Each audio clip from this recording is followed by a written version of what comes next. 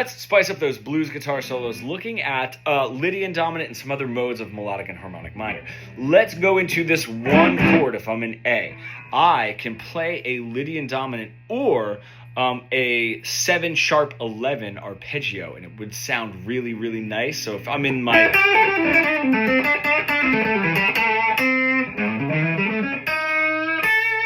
I love throwing that in there, especially that sharp 11. That blues note is going to, especially within a blues and through an arpeggio. So I slide into the root note, and then I do 3, sharp 4 or sharp 11, flat 7, root note, 3, hit my sharp 11 here, bend it up, and my 1. It's such a great sound to throw over that one chord, or cheating a little bit is just play your blues scale, just don't put your 4 in there.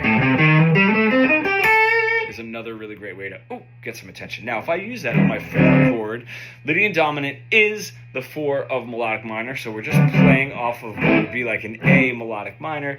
There's a lot of really cool stuff that we can do there. If I build that arpeggio off of the 4 chord, I would have my 1, right? I could do my 3, sharp 4, 5, flat 7, 1. What's really cool is if I wind up, that sharp 4 ends up being the natural 7 to the A. And then when I get there, if I do something like, when I go back to my 1 chord from the 4 chord to the 1 chord, and then I wind up on my flat 7, giving it a little extra chromatic, because that flat 7 is not there if I'm going to play a Lydian Dominant over my 4 chord or on my 4 chord. What's really cool is I can stay with that Lydian Dominant when I get to the 5 chord, which would end up being this Mixolydian flat 6. And that's a really, really cool sound, because my Mixolydian flat 6, or if I'm thinking of this in A, would actually give me a 5, 6, natural 7 in A, but that's the 3rd of my 5 chord, right?